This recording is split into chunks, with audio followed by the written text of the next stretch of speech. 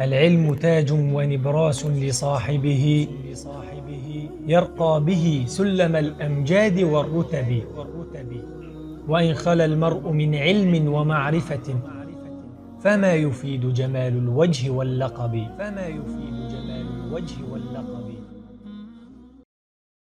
السلام عليكم ورحمة الله وبركاته. الحمد لله العليم الأكرم الذي علم بالقلم علم الإنسان ما لم يعلم. أشهد أن لا إله إلا الله وحده لا شريك له له الملك وله الحمد وله الثناء الحسن. وأشهد أن نبينا وحبيبنا وشفيعنا محمد رسول الله إمام المرسلين وخاتم النبيين وصفوة خلق الله أجمعين. نشهد بأنه بلغ الرسالة وأدى الأمانة ونصح الأمة وكشف الله به الغمة وجاهد في الله حق الجهاد حتى أتاه اليقين. فصلوات الله وسلامه عليه وعلى آله وصحابته والداعين بدعوته والعاملين بسنته بإحسان إلى يوم الدين وبعد. Gjithë falënderimet dhe lavdërimet I takojnë Allahut Gjelle Gjelaluhu, vetëm ata falenderojmë dhe vetëm prej Tij ndihmë dhe falje kërkojmë, kurse salavatet dhe selamet I dërgojmë të dashmurit ton Muhammedit sallallahu alaihi wasallam, familjes së tij, shokëve të tij dhe gjithë ata të cilët pasojnë rrugën e tyre me të mirë deri në ditën e gjykimit. Të nderuar vëllezër, fillimisht falenderojmë Allahun Gjelle Gjelaluhu, I cili sërisht na të bon në këtë tubim të dijes dhe na mundëson që të vazhdojmë shpjegimin ton të librit të cilët e kemi në vazhdim e sipër të shpjegimit të tij, pra libri Respekti ndaj njerëzve të dijes dhe të Islamit, ku vetëm se jemi futur në kapitullin e dytë të këtij libri, që ka të bëje me edukatën, mirësjelljen dhe formimin e karakterit, ku folëm në dersin e kaluar për nevojën e madhe të cilën kemi na dhe të gjithë si individ dhe si shoqëri, që jemi shumë të nevojshëm për edukatën, për edebin. Dhe se padyshim se tema që vijon ka të bëje me rëndësinë si dhe përkujdesja e madhe, interesi I madh I të parëve tonë, paraardhësve tonë fisnik, nga sahabët, tabiinët dhe dietarët e mëdhenj, ata të cilët I përkushtuan rëndësi shumë të madhe edebit, sjelljes dhe edukatës. Padyshim se edebi, edukata, vëllezër, është aroma e shpirtit, si dhe drita e zemrës, e cila ta ndriçon zemrën dhe është një nga ato shenjat më të sakta dhe më të drejta, më të pastra të besimit, ku një besimtar ai duhet që të veshet me petkun e edukatës. Dhe se kështu ishin burrat e mëdhenj, ata të cilët me të vërtet u përkujdeshin shumë për edebin, për sjelljen, për edukatën. Dhe se ja vendosnin aq shumë veshin argumenteve dhe udhëzimeve hyjnore, si dhe haditheve profetike, ata të cilët ngrenin lart dhe e livdronin dhe e çmonin statusin e edukatës dhe edebit, si dhe ato argumente të cilët nxisin për në edukatën, për në mirësjelljen, për në disiplinën dhe moralin, karakterin e mirë, gjithashtu dhe ata të cilët na paralajmërojnë dhe na tërheqin vërejtjen nga morali I keq, nga sjellja e keqe, nga etika e keqe, disiplina e keqe dhe karakteri I keq, deri në atë shkallë që edhe Muhammedi sallallahu alaihi wasallam u distancua nga ata të cilët janë pronar të edukatës së keqe, nga ata njerëz të cilët posedojnë edukat të keqe dhe të ullët, moral të ullët dhe sjellje jo të mirë. Në hadithin të cilën e transmeton Imam Ahmedi Hakimi nga Ubadet ibn Samit radiallahu anhu, i cili tha se pejgamberi sallallahu alaihi wasallam ka thonë: "Laysa minna man lam yujilla kabirana wa yarhamu saghirana wa ya'rifu li'alimina haqqa." Nuk është nga ne, tha pejgamberi sallallahu alaihi wasallam, ai i cili nuk e nderon, nuk e çmon, nuk e respekton të madhin ton, si dhe nuk e mëshiron të voglin ton, dhe nuk janë njeh hakun hoxhallarëve apo dietarëve ton, nuk ja din vlerën dietarëve ton. Pejgamberi sallallahu alaihi wasallam e llogariti që nuk është nga udhëzimi jon, pra nuk është prej neve, nuk e ka kuptimin që nuk është musliman, mirë po nuk është në udhëzimin e profetit ton Muhammed sallallahu alaihi wasallam.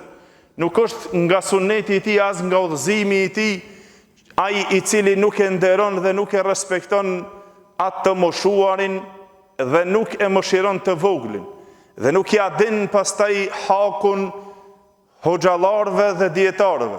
Përderisa nuk ja din hakun, nuk ja din vlerën e tij, meritën të cilën e posedon, atëherë si dëshiron që ti ta kuptojsh udhëzimin e Muhammedit sallallahu alaihi wasallam, si dëshiron që të edukohesh me edukatën e Muhammedit sallallahu alaihi wasallam, përderisa ti ikën nga dietarët e tu, ikën nga hoxhallarët e tu të cilët ta mësojnë fenë, dhe nuk dëshiron që të i ndëgjojsh as që don të prezantojsh ndoshta në mësimet e tij dhe në legjeratat e tij, e pastaj don që të jesh më i sakti në rrugën e pejgamberit sallallahu alaihi wasallam, më i edukuari dhe më i mësuari.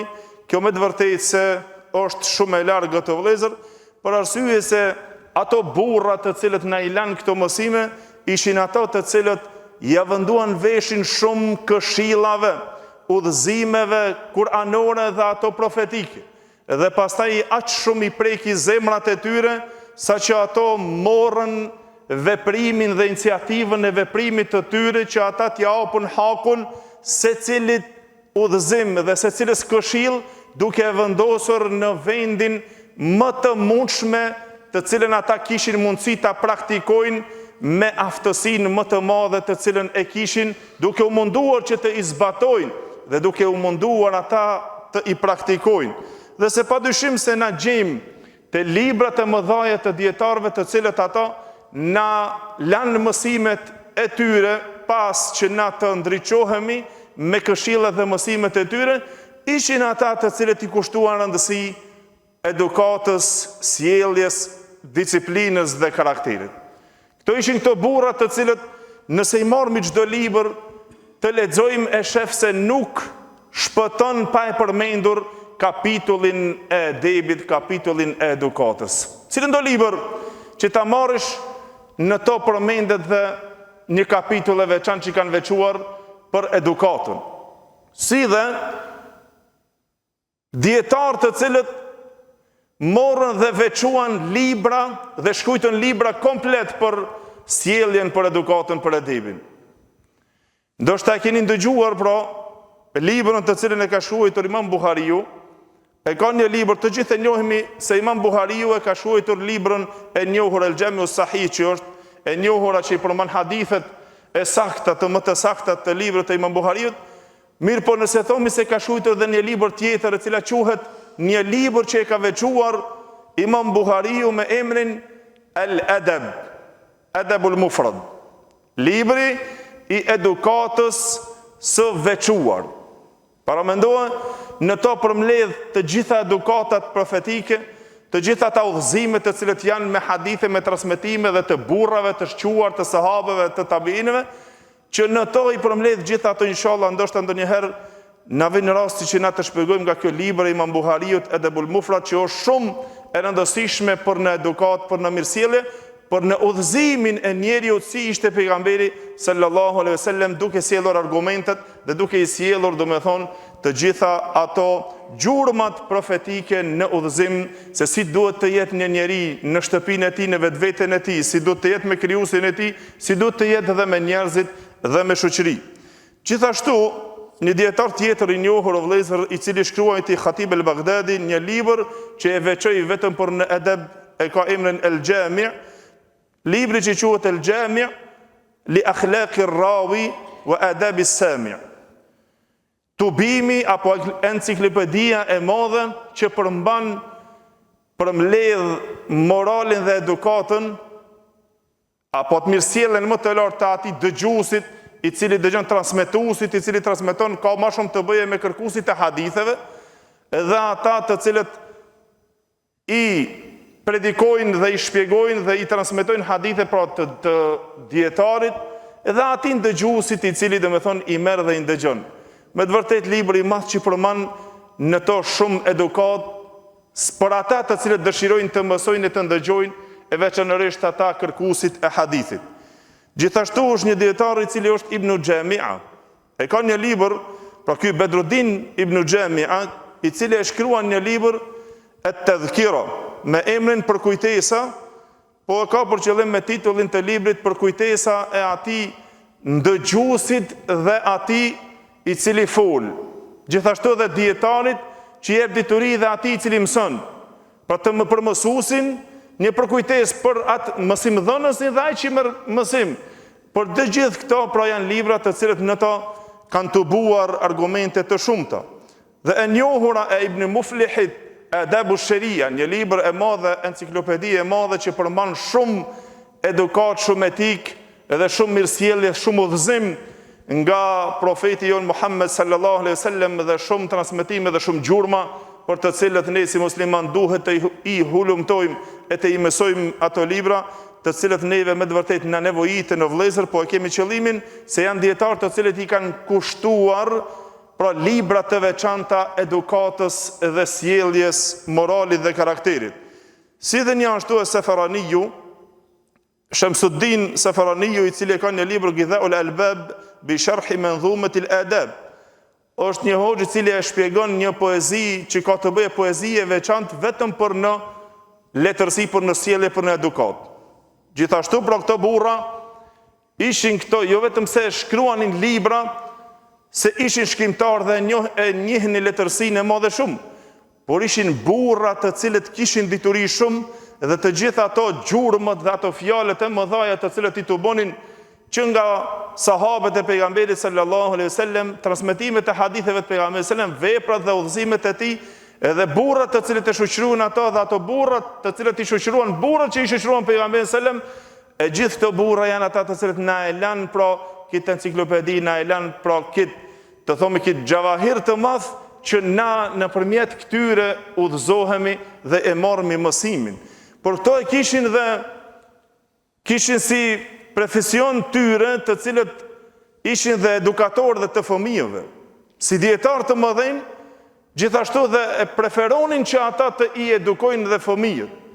Kush prej dietarëve të cilët ishin të mëdhenj, derisa e mirte dhe pseudonimin e tij apo nofkën e tij e mirte si Muaddib Auladul Khulafa, edukatori i fëmijëve të khulefave. Njëri prej tyre është Imam Ibn Abi Dunya.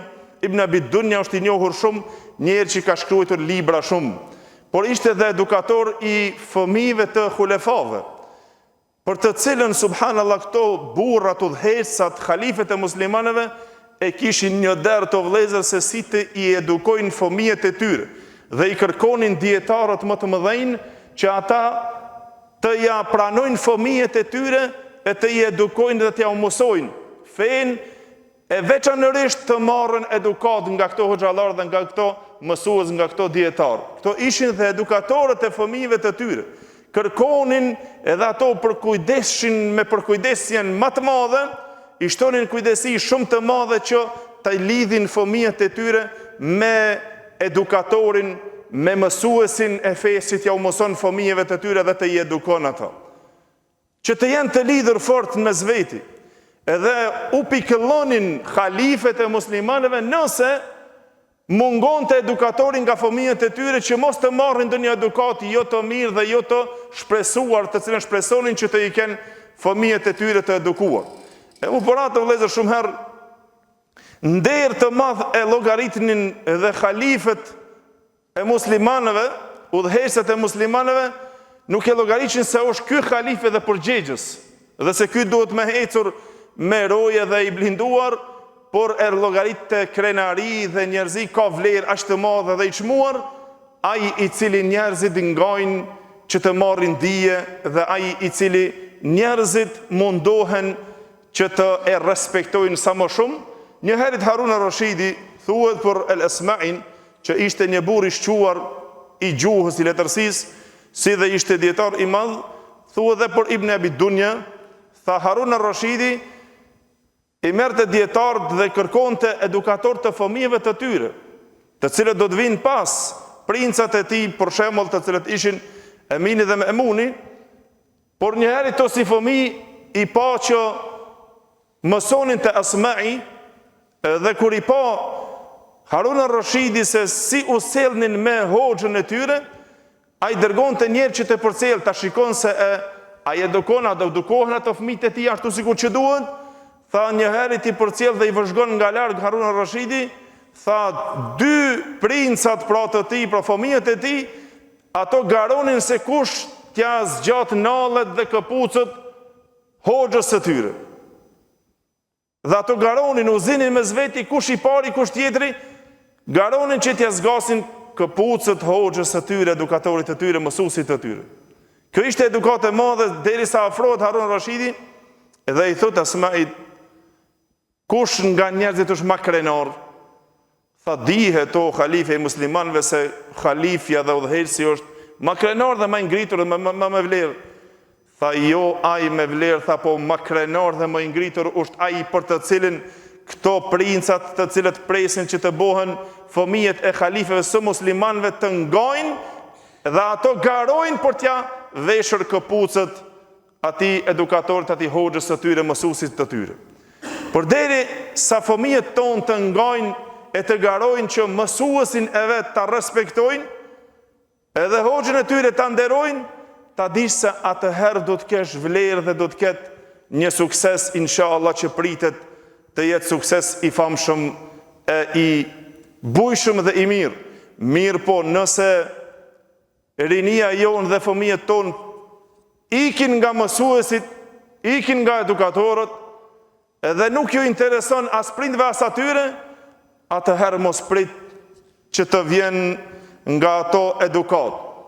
Për arsye se o vëllezër, jo vetëm udhëheqësët të cilët e kishin dert edukatën, gjithashtu dhe burrat të cilët ndoshta u privonin nga edukata e fëmijëve të tyre, ato e qanin ato me dhimbje të shpirtit nëse ju humbej edukata e fëmijëve të tyre. Na përkujton Raghib el-Asfahani për Khalife Mansurin, i cili tha një herit pa dërguar dikant që të shkon dhe të i pyet ato të cilët ishin të burgut, në burg të burgosur nga Beni Umeje, tha dhe ju tha atyre duke i pyetur, o vëllezër, dëgjoni këtë pyetje dhe çfarë përgjigje ato përgjigjen. Deshte ta dinë se çka ju them më shumë dhe çka ishte më e vështirë atyre të cilët ishin për një kohë të gjatë në burg. Dhe i pyeti dhe tha, ma ashaddu ma marra bikum fi hadha al-habs. Cila është çështja më e rëndë dhe më e vështirë që ka kaluar te ju, përderisa ju keni qëndruar këtu në burg, në hapës në burg? A e dini se çka u përgjigje në vëllezër? Nuk thanë se jo haja, jo kështu, jo koha, jo na ka shkuar, por ato e dhanë një përgjigje me dhimbje, thanë, ma faqadna min tarbiyati auladina. Sendi më i vështirë dhe më i rëndë që na ka shpëtuar neve dhe na ka humbur këtu, përderisa qëndruam në burg, tha është e humbëm terbijen, edukatën e fëmijëve tonë. Sendi më i vështirë që na kemi humbur gjatë qëndrimit tonë këtu në burg, se na jemi privuar nga edukata e fëmijëve tonë. Nuk patëm mundësi të edukojmë fëmijët tonë, ato kanë marrë pastaj edukat tjetër. Kanë ikur me sjellje tjetër. A kurse neve ndoshta nuk na intereson fare, edhe nëse nuk as i burgosur as kund që të edukojmë fëmijët tonë e të interesohemi për edukatën e fëmijëve tonë. O vëllezër, edukata, sjellja, disiplina dhe morali i lartë me të vërtetë se është çështje shumë e çmuar që ka përparësi dhe paradijes. Dietarët i kanë dhënë përparësi dhe paradijes, dhe vlefshmëri dhe paradijes. Dhe më përat fjalët e mëdhaja të dietarëve, të cilët janë gjurmë të dietarëve të mëdhenj të parëve tonë, të cilët ato i kushtonin dhe në nxitje për në edukat, dhe nxitnin për to shumë. Ejub ibn Suwaid tha, kam dëgjuar Sufjan al-Thauri rahimullah duke thonë: Husnul adabi yutfi'u ghadab ar-Rabb azza wa jall. Ta na ka arritur që kemi ndëgjuar se thonë se ai që ka edukat të mirë dhe sjellje të mirë, tha sjellja e bukur dhe e mirë e shuan dhe hidhrimin e Allahut xhalla xhelaluhu. Tha al-Bushanji, është një dietar, Abul Hasan al-Bushanji, i cili tha: Men arada al-ilma wal-fiqha bighayri adabin. Kushdo i cili dëshiron dhe kërkon dituri apo fiqh apo të merr mësim, para se ai të merr edukat, apo kushdo i cili don të merr dituri, shkon të merr mësim, e kërkon diturinë, e kërkon fiqhun, pa edukat, tha ai vetëm është përvelur për ta përgënjeshtruar Allahun dhe pejgamberin sallallahu alaihi wasallam.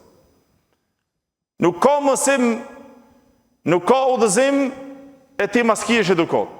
Nuk ka vlerë udhëzimi yt, nuk ka vlerë mësimi yt e fiqhu, e jurisprudencia, dituria, e akidja, e besimi për të cilën ti e mëson për të ngritur dhe për të çmuar, për të shpëtuar, nëse e ki ato pa edukat. Nuk të vlen nëse nuk e ke edukatën e mirë. Tha Abdullah ibn Mubareku rahimullah, ai i cili e neglizhon edukatën, ai i cili e nënvlerëson edukatën e debin, tha do të dënohet me 3 gjëra që do të privohet prej 3 gjërave. E tha uqiba bi hurmani sunan. Ai i cili e nënvlerëson dhe neglizhon edukatën, sjelljen e mirë me të tjerët, tha ai do të dënohet me privimin nga sunetet e pejgamberit sallallahu alajhi wasallam.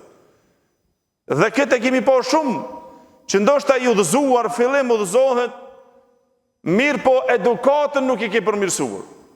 Diturin ndoshta bën, udhëzim bën, por po nuk pate edukat, në fillim i fal me sunete, i fal të gjitha, edhe bëhet një praktikues shumë i vendosur dhe i afti kualifikuar në udhëzimin dhe në pasimin e sunetit të Muhamedit sallallahu alajhi wasallam, mirë po pas një kohë shef i njëti i braktis sunetet e pejgamberit sallallahu alajhi wasallam.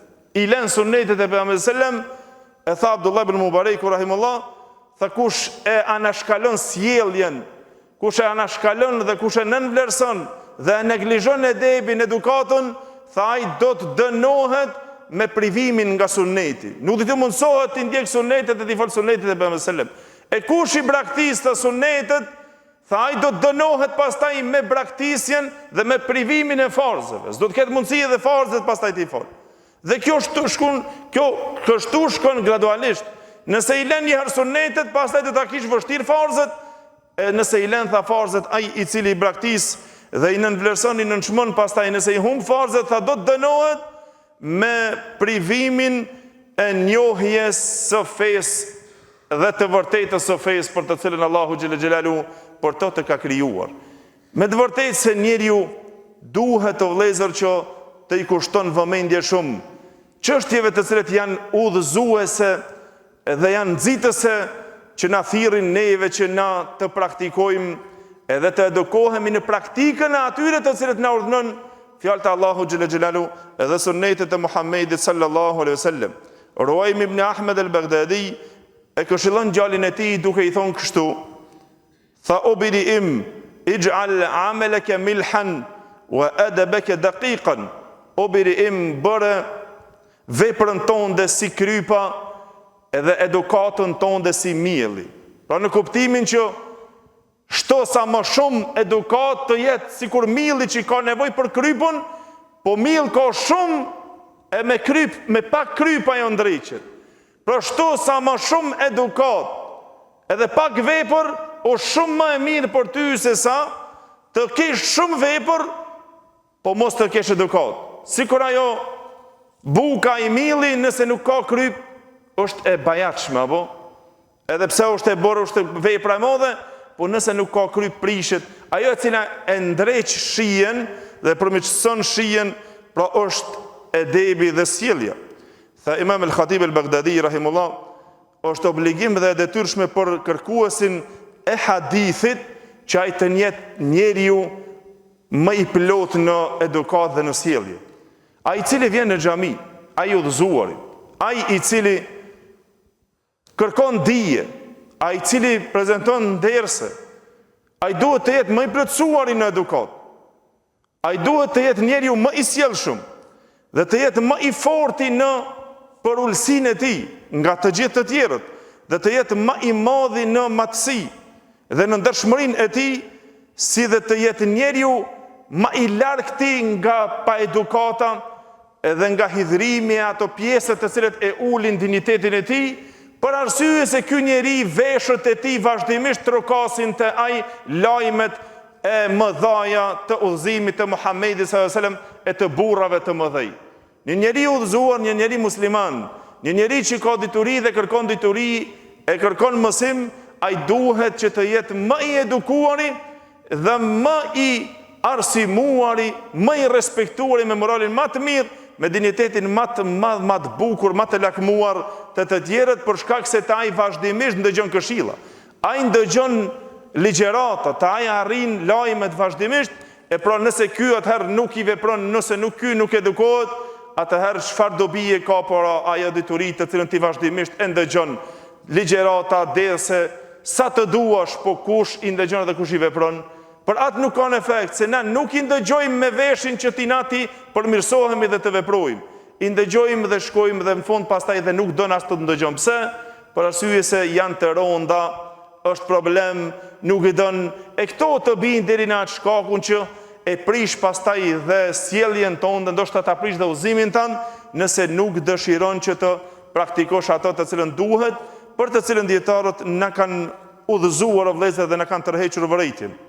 Sikur që tha Khatib al-Baghdadi rahimullah, tha i duhat dhe është e detyrshme që kërkuesi i diturisë dhe që kërkon hadithin e pejgamberit sallallahu alaihi wasallam që të jetë një njeri i cili dallohet në të gjitha çështjet e tij dhe rruga e tij të jetë e dalluar nga rrugat e të tjerëve, duke u munduar që ai me të vërtetë e jep mundin e tij që të praktikon dhe të ndjek ato gjurmët e Muhamedit sallallahu alaihi wasallam.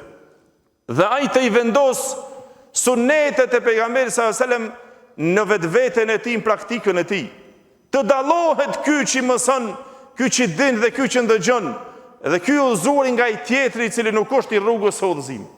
Të dallohet ky xhamis nga i jo i xhamis, të dallohet ky namazit nga i jo i namazit, e të dallohet ky i cili është i fesë nga i jo i fesë. Ky duhet të dallohet me fenë e tij, me porushmërinë e tij, me respektin e tij, me dinjitetin e tij, me disiplinën e tij.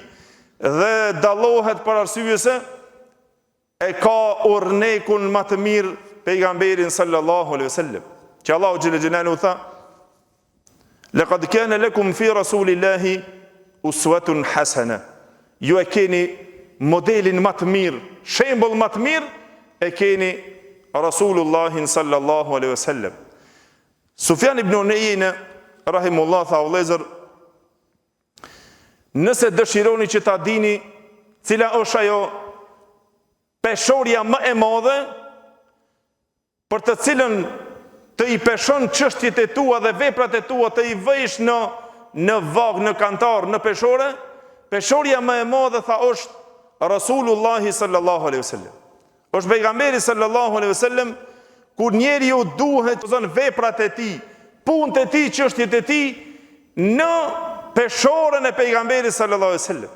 Nëse ato janë dakord, veprat e tua, morali o sjellja yte, punët e tua, nëse janë dakord me punët e pejgamberit sallallahu alaihi wasallam, me sunetin e pejgamberit, me udhëzimin e pejgamberit sallallahu alaihi wasallam, atëherë ato janë hak dhe të vërteta.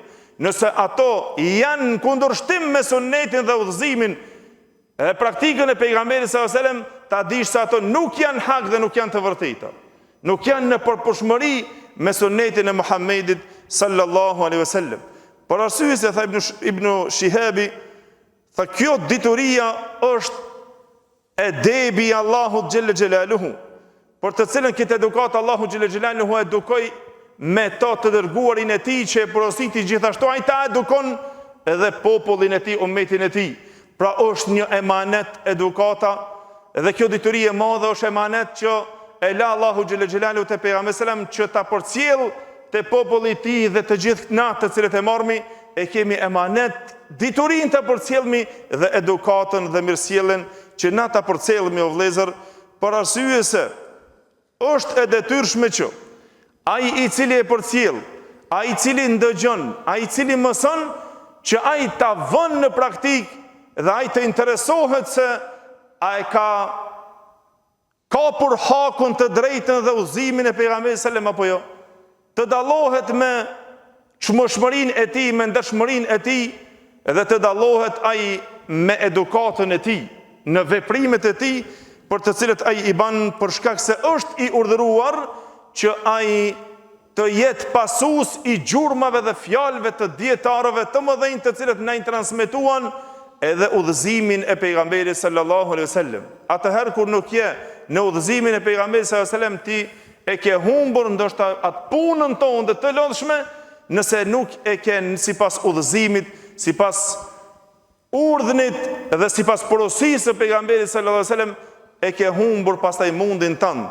Më për atë vëllezër, Thabit ibn Muhammed tha, kam dëgjuar Sufjan al-Thauri rahimullah duke thonë, dëgjoni dhe kjo është e fundit në këtë kapitull, tha in istata'ta an la tahukka ra'saka illa bi atharin faf'al.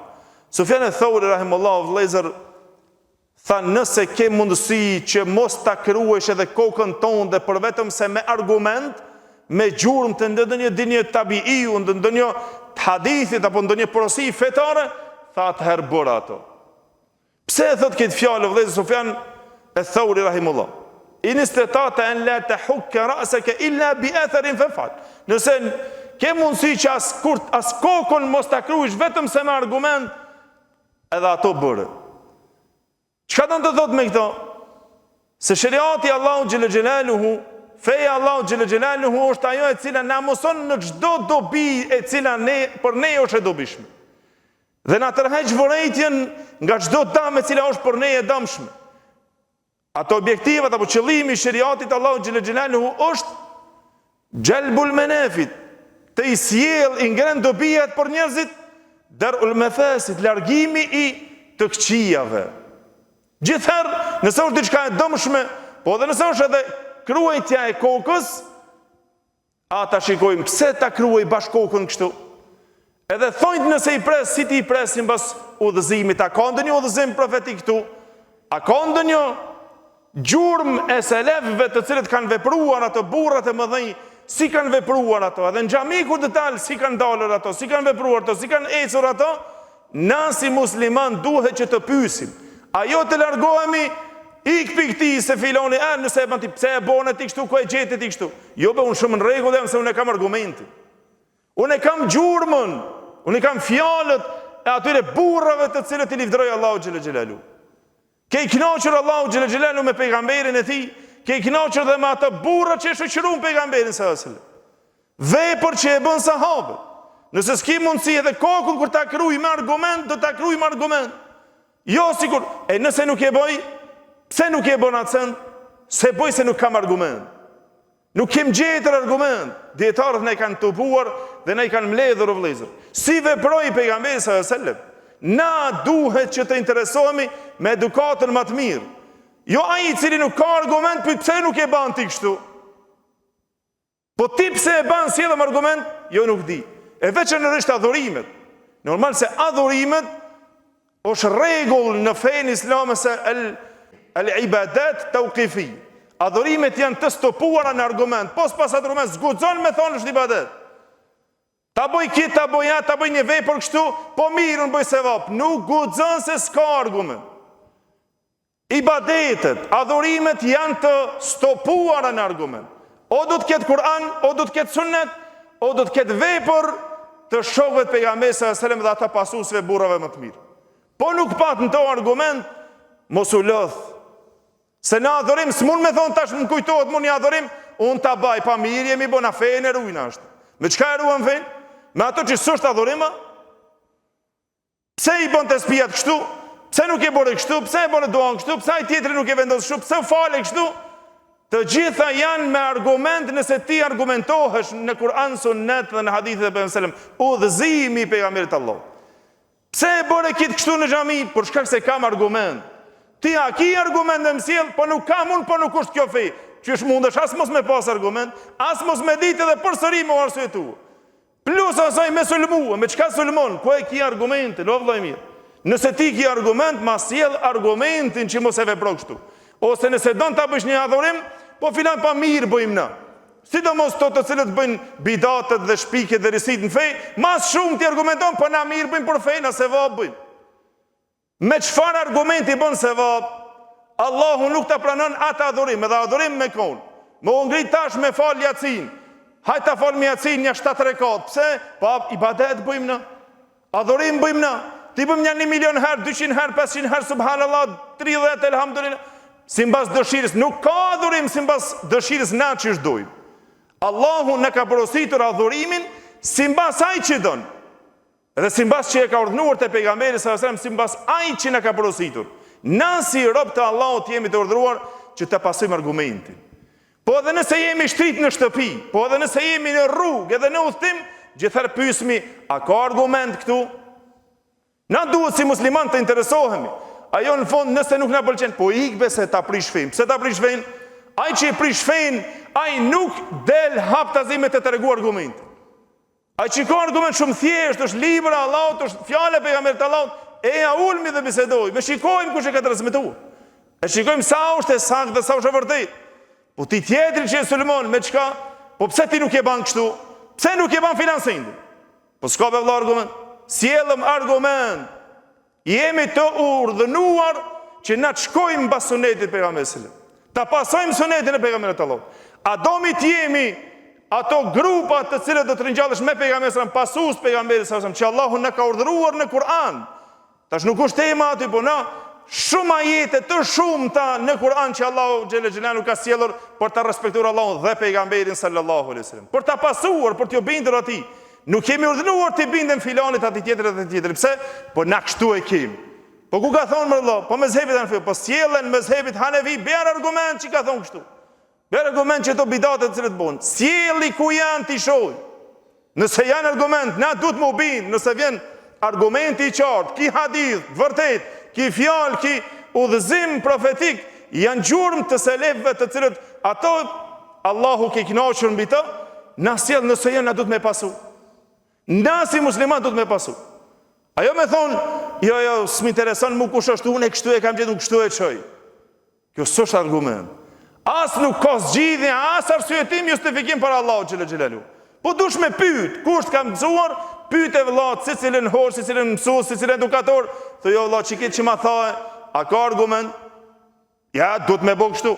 Mas shumë ti përzihen dituri kush? Ata të cilët nuk mësojnë dituri. Dhe pak nëse din diçka, nga pa edukata, pa moralësia, është shumë problem.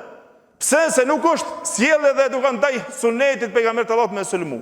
Na si musliman, na duhet si të udhëzuar që ta pasojmë shembullin më të mirë.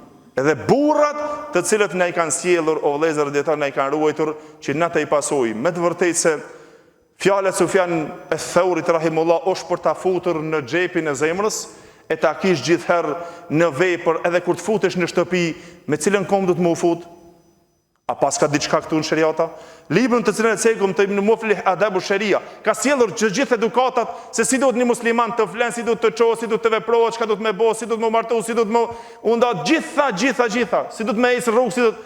Derisa për Imam Buhariu një herë ai Warraqi që shkruante që e përcjellte shoqëruesi Imam Buhariut, një herë të pa me një udhtim që ta bën një vepër zbret prej kafshës së udhtimit Imam Buhariu dhe ulet me një ulje komplet ndryshe që ky se kish pas një herë ashtu ulet.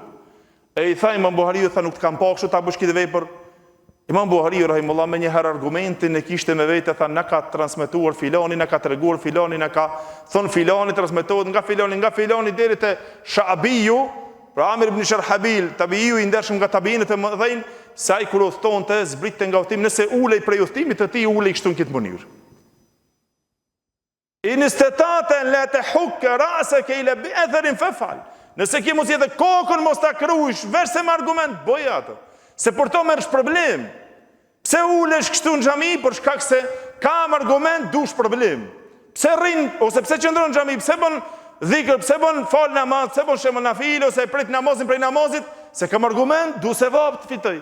Ajo ta bëj një send i cili nuk ekziston fort. Hajde ta bëjmë kështu, ta bëjmë kështu pse pa na e kemi kështu zakon. Nuk janë këto vëllezër nga edukatat profetike e as ato udhëzimet hyjnore, as hadithet e Muhamedit sallallahu alaihi wasallam, udhëzimet e burrave të mëdhenj, që mos ta zgjasmi pra në këtë pikë, pra është ajo e cila neve na duhet që na si musliman të interesohemi së më shumë se si të marrmi edukatën edhe si të marrmi diturin, e nëse mësohemi me edukatën më të mirë dhe me sjelljen më të mirë, e përcjell të i afërmi yt, e përcjell të familja yte, ja përcjell një herë shpirtit ton dhe ti vishesh me petkun e edukatës e pastaj stolisës dhe me dituri. Pra tema me të cilën do të vijon pas është se si e vlerësuan shokët e pejgamberit sallallahu alajhi wasallam, apo të themi ato burrat e mëdhenj të cilët ishin të parët tonë të udhëzuar, si e vlerësuan dhe preferencën e madhe që ja dhanë edukatës dhe mbi diturinë. Inshallah në dersin e ardhshëm me lejen e Allahut xhela xhelalu, Allahu ju shpërbleft, Allahu ju nderoft që bëhet sabër e dëruat. Sot dersi inshallah ka qenë pak më i shkurt, apo Allahu ju shpërbleft. Inshallah nuk ju kemi bezdisur, lutim Allahun xhela xhelalu që Allahu ta bën të dobishme për ne dhe për ju. Walhamdulillahi rabbil alamin.